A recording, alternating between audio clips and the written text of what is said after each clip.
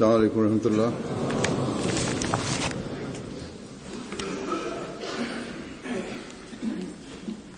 Eşhedü en la ilahe illallah vahdehu la şerike lehu ve eşhedü enne Muhammeden abduhu ve resuluhu.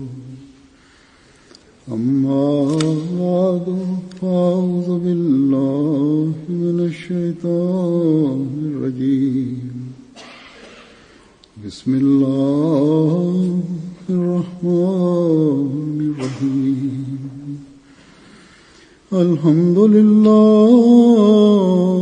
رب العالمين الرحمن الرحيم مالك يوم الدين إياك نعبد وإياك نستعين اهدنا الصراط المستقيم صراط الذين أنعمت عليهم غير المغضوب عليهم ولا الضالين.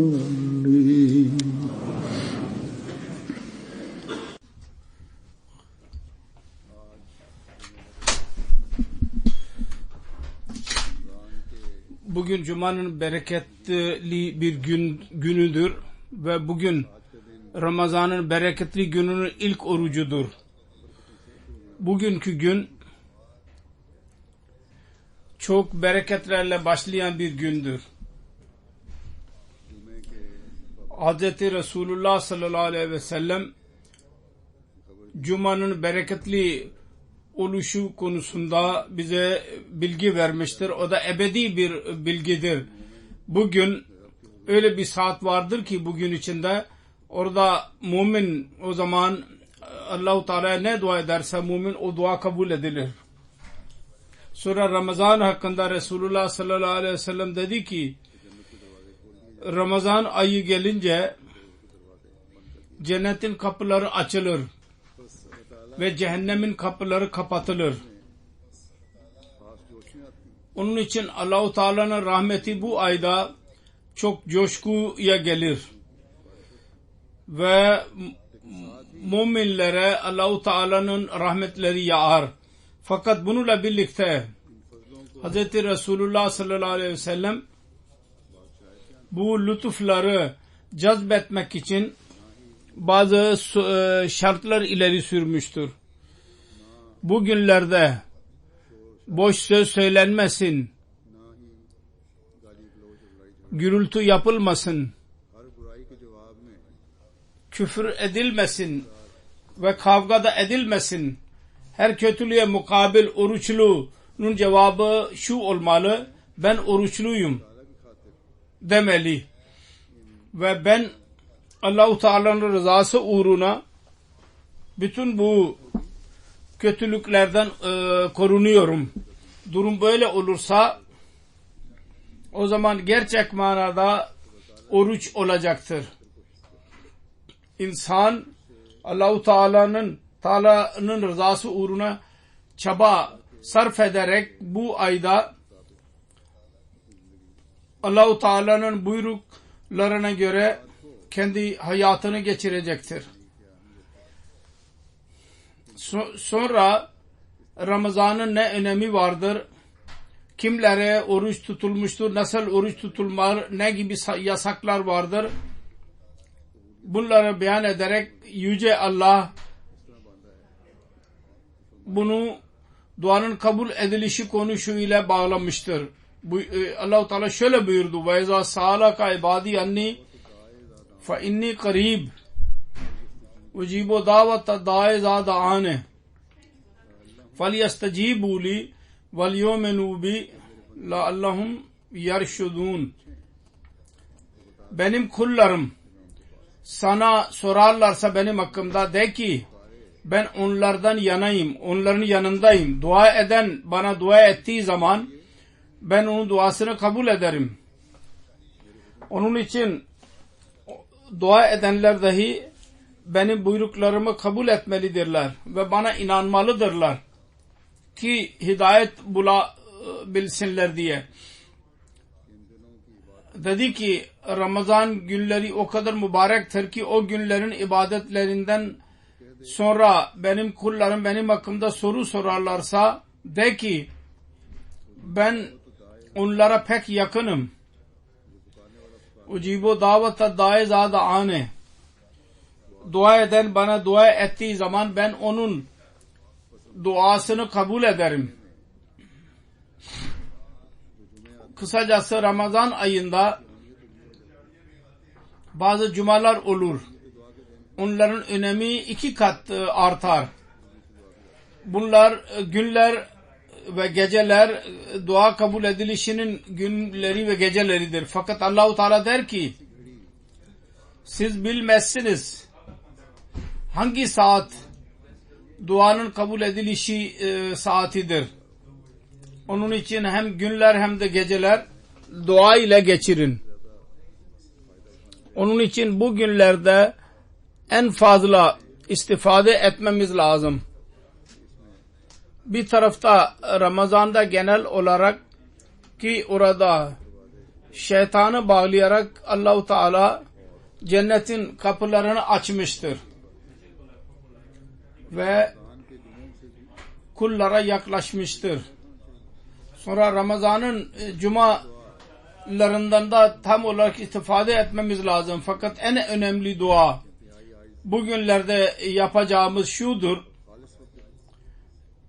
Çok kibarlıkla, tezerru ile, halis olarak Allah-u Teala'ya şöyle dua etsin. Ya Rabbi, yalnız Ramazan'da değil, genel durumda dahi öyle kulların arasına kat ki onların geceleri, duaları hem geceleyin hem de gündüzün kabul olur.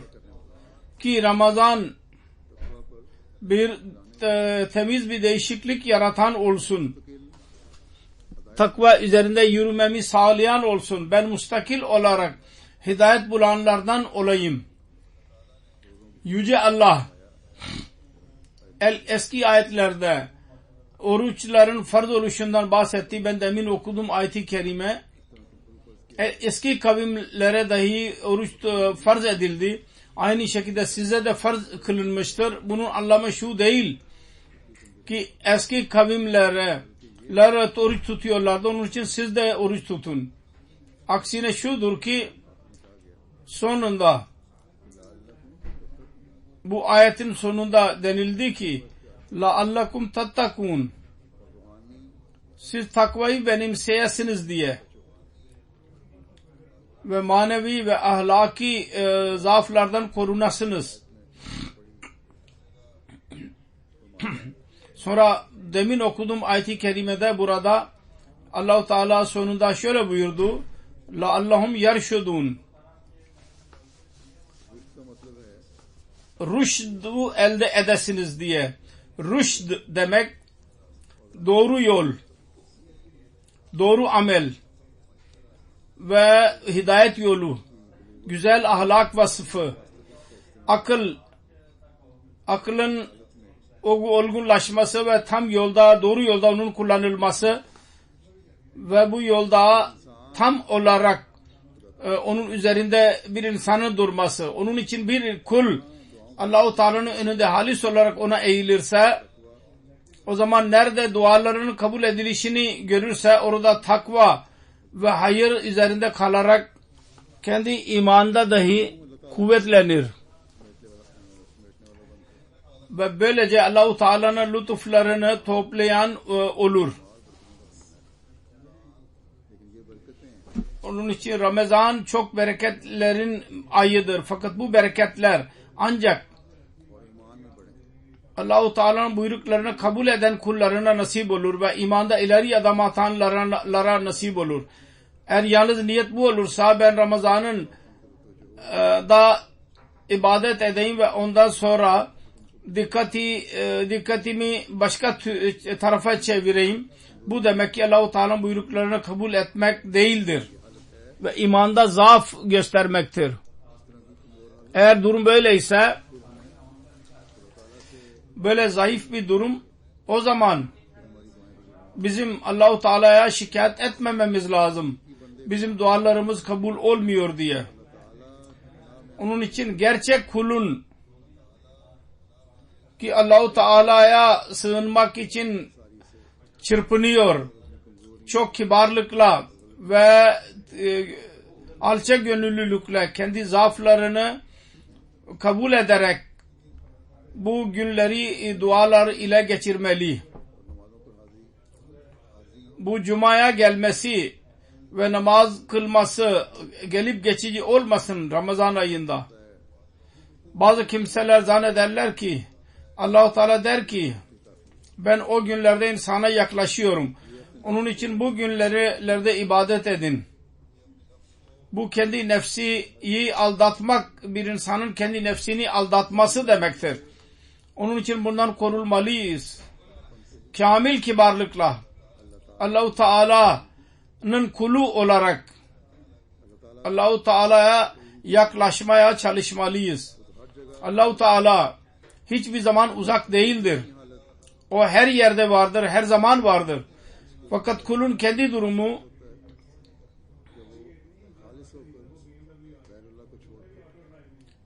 insan halis olarak gayrullah'ı terk ederek yalnız Allah-u Teala önünde eğildiği zaman o zaman ona yaklaşmış olur. Durum böyle olursa o zaman bizim dualarımız dahi kabul edilecek ve Allah-u Teala'dan istediğimiz her şeyi elde edeceğiz. Yahut Allah-u Teala'nın gözünde bizim için en önemli olan her neyse o bize nasip olacak. Onun için iyi bir şekilde şunu anlamamız lazım. Hayır ve takva üzerinde kalarak biz kendi gayemize ulaşabiliriz. Ve kişisel olarak dahi ve cemaat bakımından dahi öyle meyveler elimize geçecek ki Allah-u Teala onları bizim için mukadder kılmıştır inşallah. Ve söylediğim gibi biz kibarlık gösterirsek, kendi hatalarımızı kabul edersek, sonra Allah-u Teala'yı elde etmeye çalışsak, o zaman meyve dahi Allah-u Teala tarafından bize nasip olacak. İnsanda zaaflar dahi olur. İnsan günahkar olursa, suç işlemiş olursa, ancak kalbinde Allah-u Teala'nın korkusu varsa, hatalarını kabul ederse, takva kalbinde olursa, o zaman Allah günahlarını örtmeye devam eder. Ve sonunda bir gün ona tövbe etmeyi nasip eder. Tövbe etmeyi nasip olur. Onun için en fazla bu günlerde kendimiz için, kendi akrabalarımız için, cemaat üyeleri için dua etmemiz lazım. Şöyle ki aramızdan her birimize Allah-u Teala'nın takvası nasip olsun. Birbirlerimiz için biz içtenlikle dua edersek o zaman melekler dahi bizim dualarımıza ortak olacak. Ve Ramazan'ın bereketlerinin gerçek ve mustakil manzaralarını göreceğiz. Takva nedir? Takva Allah-u Teala'nın korkusudur. Ve aramızda Allah'ın korkusu varsa bizim zaaflarımız ve günahlarımızı dahi Allah-u Teala örtecektir. Ve biz onun koruması içinde kalacağız. İlla ki biz günahlarımıza cesaret edelim. Allah korusun. Ki Allah-u Teala'nın korkusu kalbimizden yok olsun. Yahut hiçbir insanın kalbinden yok olsun. Ancak eğer bizim zaafımızdan dolayı bir günah işleniyorsa Sonra Allah-u Teala'nın korkusu araya giriyorsa ve insan korku duyarsa o zaman Allah çok bağışlayandır. Allah-u Teala'nın korkusunun anlamı Allah-u Teala'nın sevgisi demektir. Allah-u Teala'nın sevgisini biz göstermeye çalışırsak, devam edersek ya kalbimizde varsa bu sevgi, o zaman berbat olmaktan korunacağız. Şart şudur ki gerçek sevgi olsun, aldatma olmasın. Yüce Allah kalplerin durumunu bilir. Hiç kimse kendisini aldatamaz. Eğer kalpte dahi sevgi varsa mutlaka belli olur. Allah-u Teala'nın korkusu bazı şeylerden uzak tutar insanı. O sevgiden dolayı. Bu sevgiden dolayı insan onun amellerine amel edecek ve Allah-u Teala kullarının sevgisine önem verir. O zaman öyle kulun zayi gitmesine izin vermeyecek ve kendisine tövbe etmeyi nasip edecek. Ancak eğer insan söylediğim gibi tamamen günahlara cesaret ederse ve takvanın tohumu kalbinden çıkarıp zayi ederse o zaman ceza görecek. Allah-u Teala'nın lütfudur ki biz Hz. Mesih Maud Aleyhisselatü Vesselam'a inandık. Kendisi sık sık cemaatin üyelerine takvaya bağlı kalmalarını nasihat etti. Sonra öyle bir manevi bir nizam Yüce Allah bize nasip etti ki takvanın tohumunu korumak için bizim dikkatimizi çekmektedir. Sonra Ramazan ayı her sene bu tohumun ilerlemesi için Allah-u Teala bizim için ileri sürmüştür. Sonra o tohumu onu ilerletmenin, onu meyveli verecek haline getirme için bize bazı müjdeler vermiştir. Onun için bu ayın bereketlerinden feyiz bulmak için aramızdan her birimiz Yüce Allah'ın kulu olmaya çalışmalıyız. Eğer biz kendi zaafımızdan dolayı Allah-u Teala bizim dualarımızı belli bir müddet için geciktirirse sevilen bir anne gibi ki onun ıslahı için kendisine gücenir çocuğuna o anne. Fakat o öfke kuvvetli olmaz. Fakat çocuk annenin sevgisinden dolayı ona giderse anne onu kucaklar. Hatta daha önce buna sevgi bakışıyla ona bakar. Çocuk nasıl gider, bana gelir mi gelmez mi diye ona bakar. Çocuk ona gittiği zaman öfkesi gitmiş olur. Yüce Allah annelerden daha fazla bağışlayandır. Şuna bakar. Ne zaman benim kullarım bana doğru tövbe ederek gelsinler ve ben onları affedeyim. Hz. Resulullah sallallahu aleyhi ve sellem buyurdu ki Allah adına yemin ederim Allah-u Teala bir insanın tövbesi üzerine o kadar memnun kalır ki bir insan devesini kaybederse ve sonra bulursa ondan daha fazla Allah memnun olur. Onun için Ramazan'da Allah-u Teala Allah-u Teala'nın sevgisini kalbinde tutarak bütün hayasını sene boyundaki hatalarını göz önünde bulundurarak Allah-u Teala'ya geri gelirse ki onun tövbesini kabul etsin diye Allah-u Teala koşarak onu kucaklar. Resulullah sallallahu aleyhi ve sellem dedi ki Allah-u Teala buyurmuştur. Her kim bana biraz yaklaşırsa ben ona daha fazla yaklaşırım. Eğer bir el bana yaklaşırsa ben ona 2 el yaklaşırım. O bana yürüyerek gelirse ben koşarak ona giderim. Öyle Allah ki annelerden daha fazla mihribandır. Sevgi gösterendir. Tövbe etmek ve kuluna razı olmak için birçok yol ileri sürmüştür. Eğer kul onlardan istifade etmezse o zaman şanssızlığıdır o kulun. Yüce Allah'ın sevgisinin manzarası iki örnekle ileri sürülmüştür. Fakat gerçekte Allah-u Teala'nın sevgisinin manzarası bu örneklerden daha yücedir. Yüce Allah bu sevgiden kuluna bakar. Onun manzarasını biz çekemeyiz. Onun resmini. Hadislerden de dahi açıktır ki örnek vermesine rağmen ki gerçekten bu örnekler sevginin en yüce bir düşüncesini ileri sürerler. Fakat Allah-u Teala'nın kuluna olan sevgi sizin bu dünyadaki örnekten çok daha üstündür. Ve onu kapsamak gerçekten zordur. İnsan çok zayıf ve sınırlı bilgiye sahiptir. Allah-u Teala çok yüce bir zattır.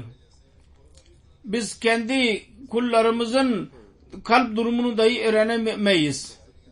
Birinin zahiri ameline göre biz düşüncemizi ileri sürebiliriz. Fakat bir insanın kalbinde bir insanın sevgisinin ne durumudur ve kalbinde ne vardır onu beyan etmek ve öğrenmek pek zordur. Hz. Müslim Mevud radıyallahu anh bu noktayı Allah-u Teala'nın sevgisini anlamak ne kadar onun yeteneği vardır insanın kalbinde çok güzel bir şekilde onu beyan etmiştir. Şöyle ki Yüce Allah ki biz onun amellerini dahi anlayamayız. Onun sevgi durumunu biz nasıl anlayabiliriz? Onun zahiri şeylerini dahi anlayamayız. Ve sevgi durumunu o zaman peki nasıl anlayabiliriz? Onun için söylediğim gibi onu kapsamak çok zordur. Fakat yine de örneklerle onun gerçeğini yaklaştırmaya çalışılır. Ve Hz. Resulullah sallallahu aleyhi ve sellem dahi Allah-u Teala'nın sevgisini örneklerle anlatmıştır. İki örnek daha önce ben ileri sürmüş bulunuyorum. Başka bir örneğini sürüyorum bu sevginin. Hz. Resulullah sallallahu aleyhi ve sellem onu beyan etmiştir. Bedir Savaşı'nda düşman yenilgiye uğramıştı. Ve savaş sona ermişti hemen hemen. Ve kafirlerin büyük atlıları kendi atlarına binerek onları kırbaçlayarak meydan savaşından koşmak ve Müslümanlardan uzaklaşmaya çalışıyorlardı. O zaman bir kadın korkusuzca savaş meydanında vardı ve bir coşku vardı üzerinde. Bazen bir çocuğu alırdı ve başka bir çocuğu alırdı.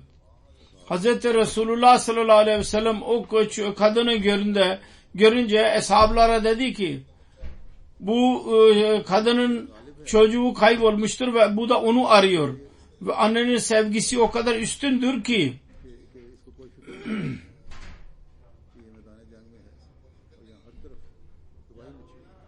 bu savaş sahasındadır diye asla tehlike duymamaktadır. Burada her tarafta tehlike vardır. O kadar divaneler gibi dolaştı kadın. Hangi çocuğu görürse onu kucaklardı. Sonunda bakardı ki bu onun çocuğu, başkası onun çocuğu değil, onu bırakarak ileri giderdi. Sonunda kendi çocuğunu buldu. Onu kucakladı. Sevdi onu. Sonra dünyadan gafil kalarak onu alarak bir yerde oturdu. Hiç aldırış etmiyordu. Bu savaş meydanıdır. Savaş sahasıdır. Burada her tarafta naaşlar vardır. Ölüler. Aklına şu da gelmedi ki daha tam olarak savaş bitmemiştir. Ve kendisi dahi zarar görebilir. Hz. Resulullah sallallahu aleyhi ve sellem buyurdu ki siz gördünüz mü? Kendi çocuğunu bulunca nasıl teselli ile oturdu. Fakat ondan önce o çocuğu arıyordu. nasıl ızdırap gösteriyordu ve kararsızca koşardı. Sonunda Resulullah sallallahu aleyhi ve sellem dedi ki aynı örnek Allah-u Teala'nın kendi kullarının sevgisinindir. Daha fazla sever kullarını bundan. Hangi kul kendi günahlarından ve hatalarından dolayı Allah-u Teala'yı kaybederse Allah-u Teala çok üzüntü duyar. Nasıl bu kadın çocuğunu kaybedince üzüldüyse ondan daha fazla üzülür. Sonra kul tövbe ederek Allah'a geri geldiği zaman Allah-u Teala bu kadın nasıl mutlu olduysa ondan daha fazla mutlu olur çocuğunu bulunca. Bizim Rabbimiz daima bağışlamak için hazırdır. Şart şudur ki biz dahi onun bağışını aramaya hazır olalım. O görmektedir. Biz ne zaman ona doğru ileri adım atarız. Eğer gecikme varsa bizim tarafımızdandır. Zaaf yalnız bizim tarafımızdandır. Eksiklik. Her kim Allah-u Teala'ya eğilirse onun tövbe ederek ona doğru giderse günahların affını dilerse ondan o zaman Allah-u Teala mağfireti kendisini kucaklar. Hz. Müslim Mevud radıyallahu anh bu konuda bir yerde önemli bir söz söylemiştir. Allah-u Teala'nın affı yalnız insanın günahlarını kapsamakla kalmayıp onun günahlarını unutur dahi. Yalnız kendisi unutmaz, diğerleri dahi unutturur. Onun için Allah-u Teala'nın ismi Satir değil, Settar'dır. Settar yalnız Settir'in çokluğu olur kendisinde. Ona Settar denilir. Yani çok şiddetli bir şekilde insanın günahlarını örter. Dünya yalnız satir olabilir. Yalnız şöyle olabilir ki eğer birisinin günahını bilirse onu beyan etmesin, gizlesin. Fakat diğerlerin zihninden günahı silmek mümkün değil bir insanın. Fakat Allah-u Teala bütün sıfatları toplamaktadır. Onun için o kendi sıfat hakkında dedi ki ben satir değil settarım. Yanlış şu değil ki kulların günahlarını affederim. Hatta ben insanların zihninden dahi ben o günahların hatırasını dahi silebilirim. Ve onlar daha hazırlamadılar ki filan insan günah işlediydi. Ve Allah-u Teala settar olmasaydı o zaman günahkar için cennet dahi mümkün olmazdı. Her insan ona bakardı ve derdi ki o benim günahımı bilir. Allah-u Teala settardır. O der ki ben yalnız insanların günahını başlamıyorum. Aksine ben onların hafızalarına dahi tasarruf ederim. Ve diğerlerin başkasının günahlarını dahi hatırlamazlar. İnsan Allah-u Teala settar olmak isterse, gizlemek isterse onun günahlarını ve insanlar onun ebedi olarak temiz ve ilerlemiş olduğunu zannederler. Allah-u Teala'nın günahını gizlediği insanlara. Bizim günahlarımız Allah-u Teala settarul uyub ve gaffarul uyub'dur. Yalnız bizi bağışlayan değil o. Aksine bizim kaybettiğimiz onuru dahi bize geri verendir. Ve bu dünyada onu bize nasip edendir.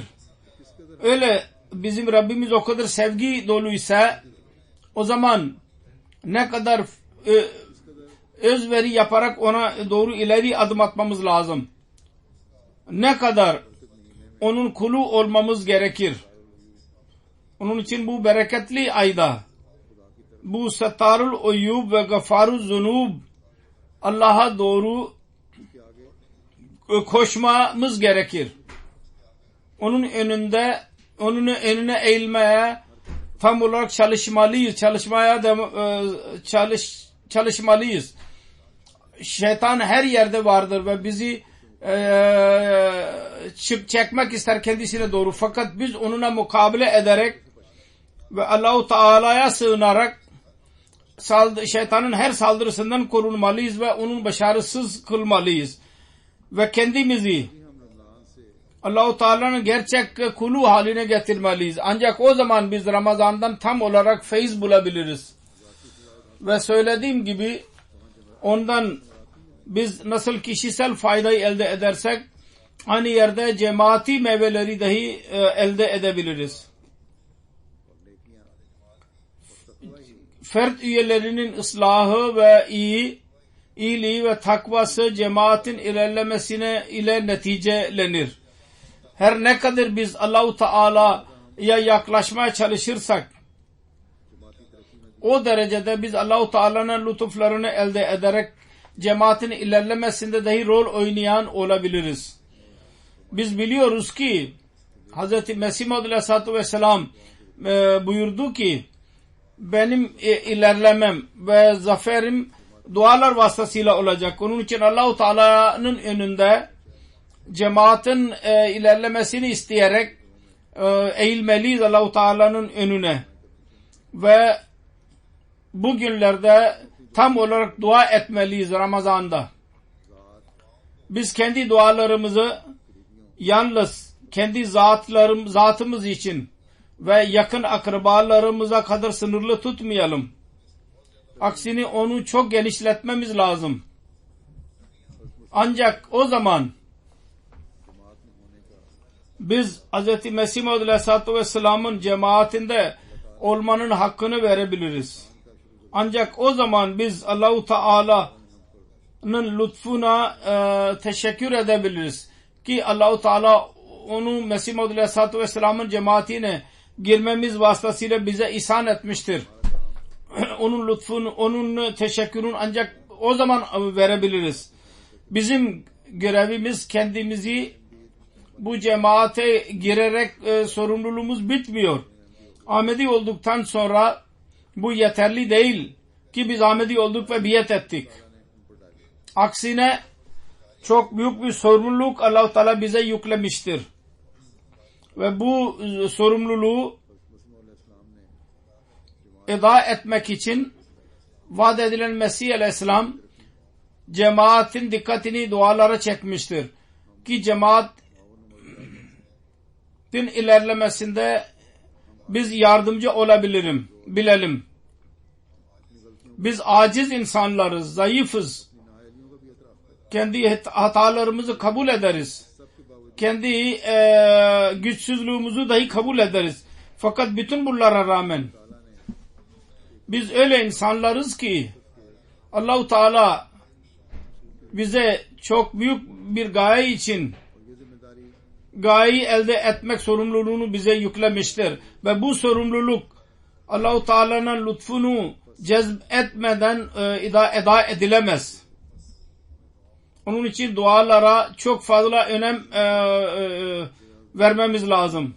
Dikkat etmemiz lazım. Bu konuyu bir yerde Müslim Maud radıyallahu anh güzel bir şekilde beyan etmiştir. Yahut bize tanıtmıştır, bize anlatmıştır. Eğer biz gerçekten zayıf isek ve gerçekten bize verilen sorumluluk çok önemli ve zor bir iş ise o zaman soru şudur: öyle bir iş biz onu nasıl yapabiliriz? Ve eğer bu iş tamamlanması için büyük bir güç ister ve diğer tarafta biz zayıfız, güçsüzüz. O zaman iki şey içinden birisini mutlaka kabul etmemiz lazım. Ya biz şunu kabul edelim: bizim bu iki iddiamızdan birisi yanlıştır. Yani yahut bizim alçak gönüllü olmamız iddiası yanlıştır. O kadar aciz değiliz. Yahut da işin zor olması zayıf, doğru değil. Eğer her ikisi doğruysa o zaman kabul etmemiz lazım ki Allah-u Teala bizim çabalarımız dışında dahi bazı yollar ileri sürmüştür. Bu Allah-u Teala'nın kelamıdır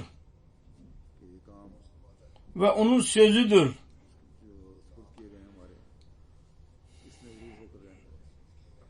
Bu bize verilen iş mutlaka olacak. Hz. Mesih Maud Aleyhisselatü Vesselam belli bir gaye için geldi. Onu tamamlayacak Allah-u Teala onu mutlaka. İslam ve Ahmediyetin üstünlüğü dünyaya mutlaka olacak dünyada. Bunlar dünyaya üstün çıkacaklar. Ve zerre kadar şüphemiz yoktur bu konuda. Onun için onu elde etmek için Yüce Allah bize dua yolunu öğretmiştir. Dua edin. Ya Rabbi, bizim çabalarımız bu gaye elde edilemez. Biz zayıfız, aciziz. İşimiz çok büyüktür. Ve yalnız bizim çabalarımız onu yerine getiremez. Ancak senin emrine göre her fedakarlığa razıyız biz. Fakat sen dahi kendi lütfunla bize gizli yolları aç. Sen onun için bu gaye için bazı yolları ileri sürmüşsün ki bu mümkün olmayan iş dahi kolaylaşsın. Gerçek şudur ki Yüce Allah bize zahiri bir alet yapmıştır. Yoksa asıl alet dünyaya üstün çıkacak olan başka bir alettir o. Başka bir yoldur. Fakat bir sancı bu zaferleri elde etmek için kalbimizde mutlaka olmalı. Ve o sancı dualar şeklinde bizim kalbimizden çıkmalı. Hz. Müslim Maud radıyallahu anh bir örnek ileri sürdü. Bizim örneğimiz öyledir. Sanki Muhammed Resulullah sallallahu aleyhi ve sellem bazı çakallar ele alarak onu attı. Allah-u Teala der ki ma rameyta iz rameyta velakinnallaha rama. Ey Habibim, o çakalları atmak sen atmadın, Allah-u Teala onları attı. Senin attığın çakalları belli bir yere giderek düşerdi yere. Sen atmadın, biz attık onları. O zaman Resulullah'ın eli harekete geçti çakalları atmak için ve çakıl taşları ve diğer tarafta rüzgar esti ve o rüzgar, kuvvetli esen rüzgar binlerce milyonlarca çakal taşları kafirlerin gözlerini attı ve onların gözleri kapandı ve onlar başarısız kaldılar saldırıda. Kısacası birkaç çakıl taşın arkasında Allah-u Teala'nın gücü vardı. Onun için bizim durumumuz dahi çakıl taşları gibidir. Bedir Savaşı'nda Resulullah sallallahu aleyhi ve sellem onları kendi kucağına almıştı ve kafirlere doğru atmıştı. O çakıl taşları kafirleri kör etti. Onlar Resulullah atmıştı. O çakıl taşları kör etmemişti Resulullah'ın attığı. Aksine rüzgar şeklinde Allah-u Teala'nın kaldırdığı ve uçurduğu çakıl taşları onları kör etmişti. Onun için şunu kabul etmemiz lazım. Bizim dışında başka bir yol vardır. Bir alet vardır ki bu işi yapacaktır ve onun en güzel neticesini çıkaracak.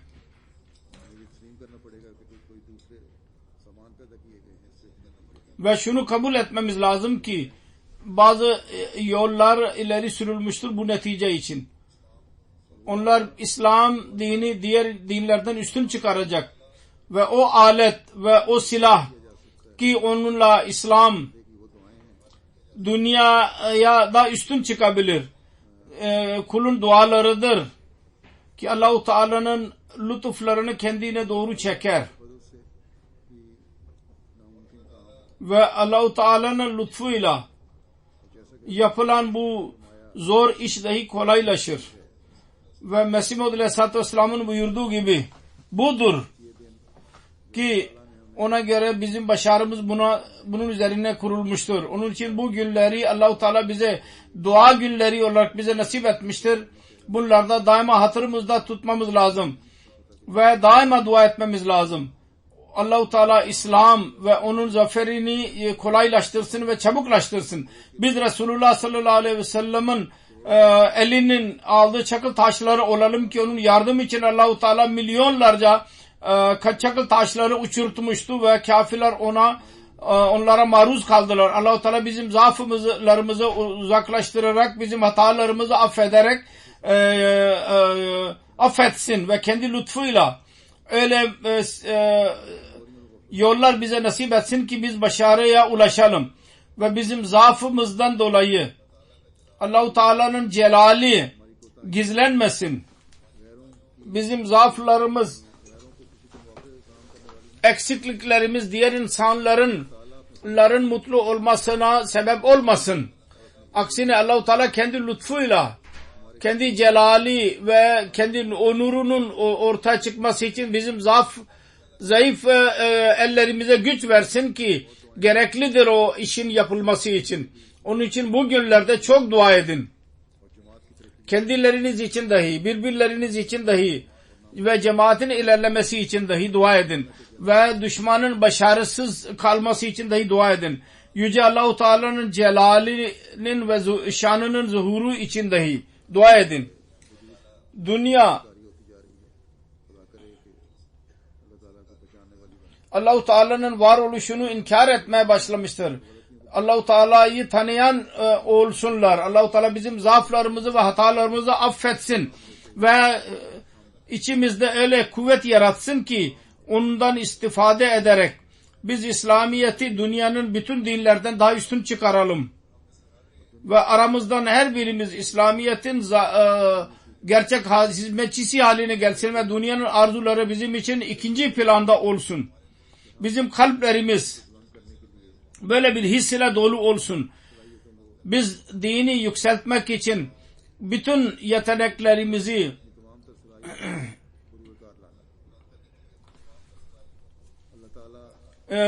kullanmalıyız.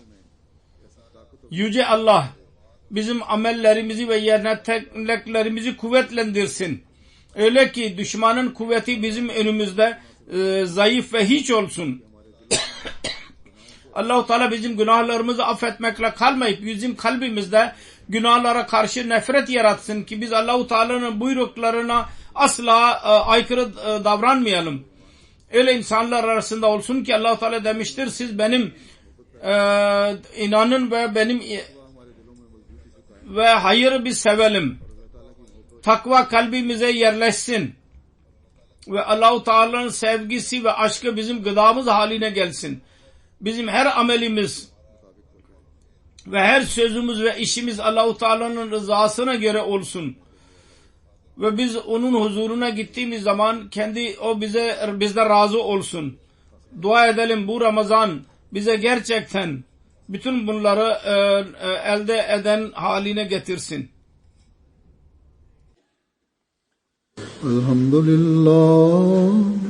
Elhamdülillah nahmaduhu ve nesta'inuhu ve nestağfiruhu ve nu'minu bihi ve netevekkalu aleyh ve na'udzu billahi min şururi enfusina ve min seyyiati a'malina.